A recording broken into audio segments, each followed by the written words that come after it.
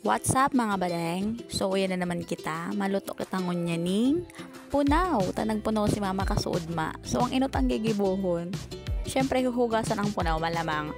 So 3 beses lang yan, 2 to 3 beses, pero ikay kang bahala kung perang beses mo hugasan hanggang sa matanggal ang shell. Ay charing lang, hanggang sa matanggal ang mga borobugitis na nakakabit sa mga punaw, talaga namang kabit-kabit na. Ay charing lang. So after ta maghugas, mag-amak-amak po na kita. So dahil taugan na yung bagal, gananta na lang ning uring. Tanganing mas madali ang sa atong pagkabuhay.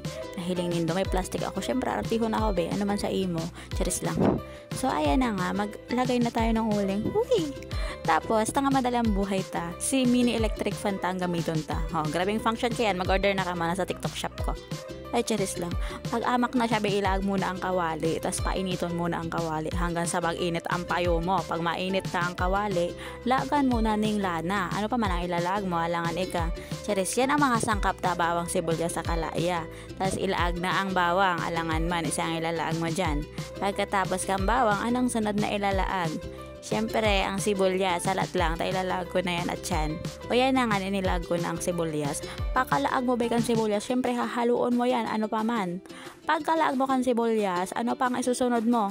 Siyempre sila, alangan ano pa ba? Tapos halu-haluon naman yan, tanganing maghamot. Bakong araw mo mabata ka, ay, charis lang. Sunod na ilalaag ta, ining punaw. Siyempre, ini ang main ingredient ta. Wow naman, shalanes. Kasuod ma pa talaga yung punaw na yan. Kaso niya nang niluto. Kasuod ma, ang pigsira mi manok.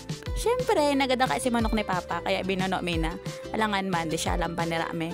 So, halo-haloon ta lang yan dyan hanggang sa magkarasta na. Ano pa men? So, lalagan ng tanayan dyan ng sangka, pampalasa, ano pa men? Pagkatapos ka mga pampalasa na yan, siyempre bahala ka kung anong pampalasa yan. Tapos laganan mo ng sarong drum na tubig. Charis lang. Siyempre, tamang amount kang tubig lang, alangan man. Tapos, ayan, halo-haloon, papakuloon tayo, tatakopon tayo, ayan, dyan, be.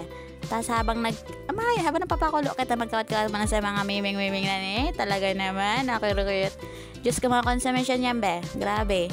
Tapos, ayan, tigdagdagan ko yung orange dyan kaya para paypay kita. Taara muna sa naman. Tapos, ang pamaypay tahilingon mo.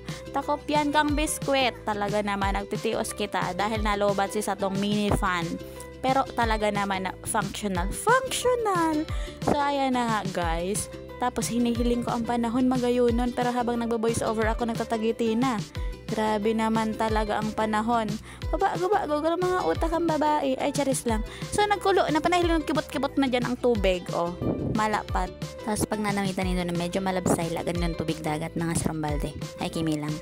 Pero dadagdagan nindong asin, ano pa man idadagdag nindo dyan. Pwede man kung anong gusto nindong pampayam-yam dyan, pwede nindong idagdag dyan. So pinanamin ko kay NK mama, tapos sabi na malab sa ida. Ang giniwa ko, nagkuha ako ng bogites doon, tapos nilaag ko dyan. Ay, kimi lang.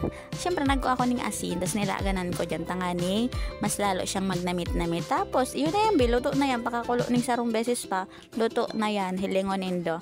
Taranggal na dyan ng iba. Siyempre, nagsuruwaya na ka mo, charis lang. So, yan, luto na neho. I-like mo ang video, ano ba?